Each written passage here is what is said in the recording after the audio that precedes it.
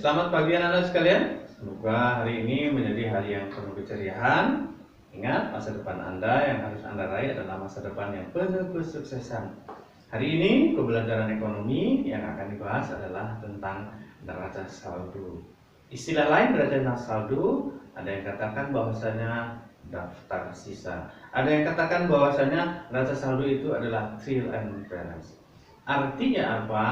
Neraca saldo itu merupakan kumpulan dari data-data yang sudah disaldokan di dalam buku besar atau jumlah yang ada di dalam buku besar, penuangannya di dalam neraca saldo.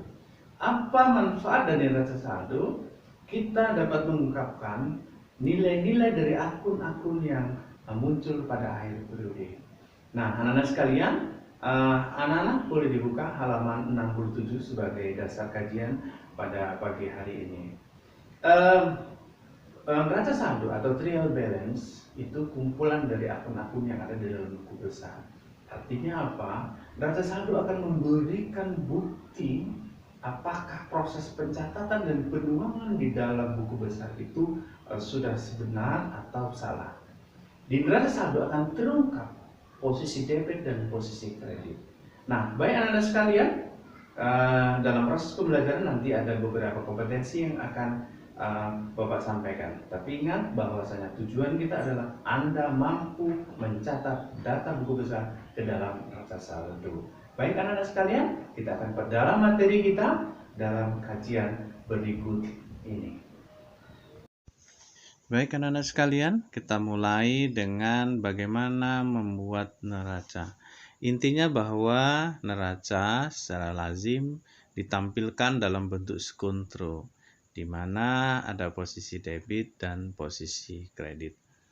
Implementasinya wujud dari rumus aktiva sama dengan hutang ditambah modal, di mana aktiva pada posisi debit, hutang dan modal pada posisi kredit. Rinciannya adalah pada posisi debit terdiri dari aktiva lancar dan aktiva tetap. Ingat bahwa aktiva lancar itu adalah aktiva yang nilai manfaatnya kurang dari 1 periode. Misalnya kas, piutang, sewa kendaraan, dan supplier. Apa itu supplier? Perlengkapan. Sedangkan aktiva tetap adalah aktiva yang nilai manfaatnya lebih dari 1 periode.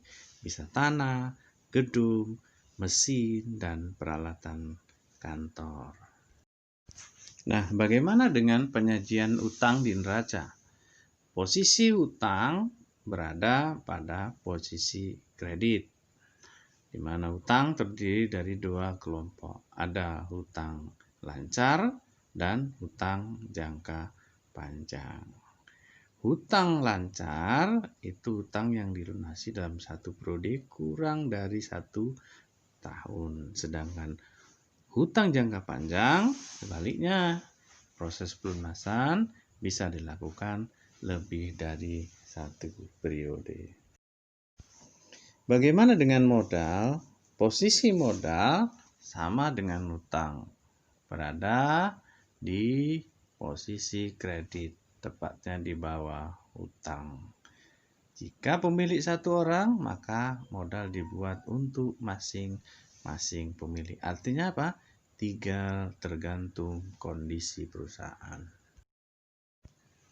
Baik, kita mulai dengan contoh buku besar sebagai sumber dari neraca saldo. Kita awali dengan buku besar kas. Nilai saldo akhir kas nampak di situ ya.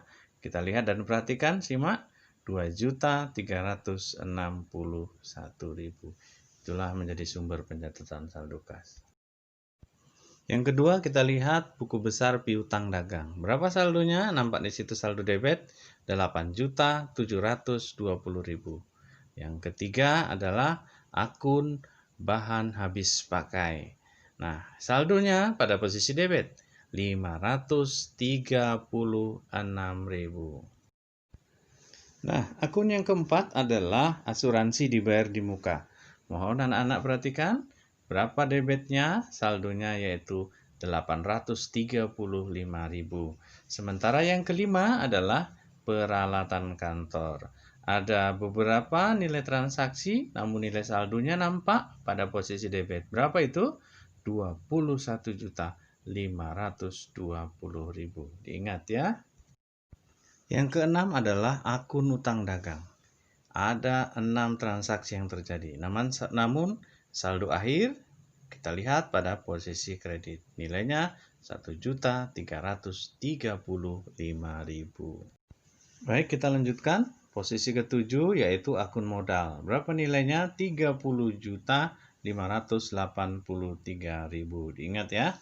Kemudian yang kedelapan adalah akun Prive. Prive itu pengembalian pribadi. Berapa nilainya? Pada posisi debit 1.250.000. Baik, kita lanjutkan. Yang kesembilan adalah pendapatan. Berapa nilainya? Pada posisi kredit 8.865.000. Dan yang ke-10 adalah akun beban gaji. Pada posisi debit 1.725.000.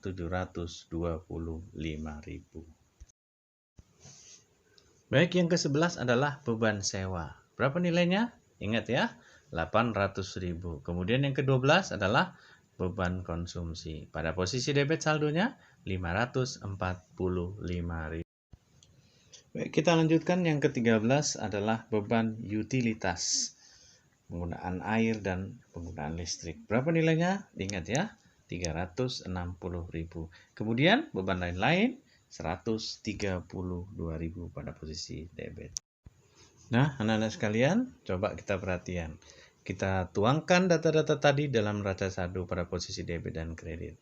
Nah, kita lihat jumlah yang sesuai dengan angka-angka yang sudah Bapak sampaikan tadi yang bersumber dari buku besar. Nah, kita lihat sama bahwa pada posisi debit dan pada posisi kredit seimbang.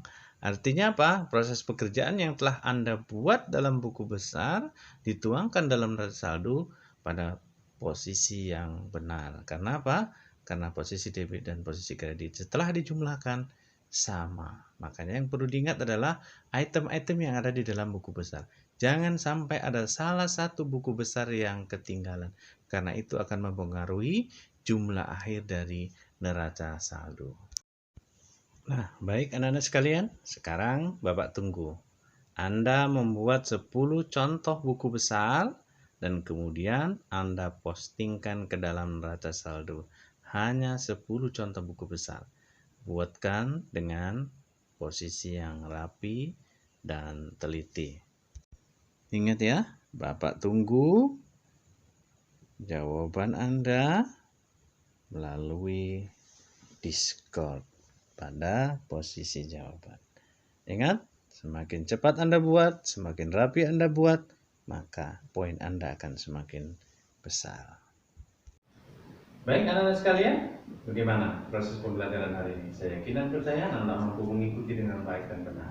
Ingat, bahwasanya neraca saldo adalah proses penuaran data-data yang ada di dalam buku besar. Artinya apa?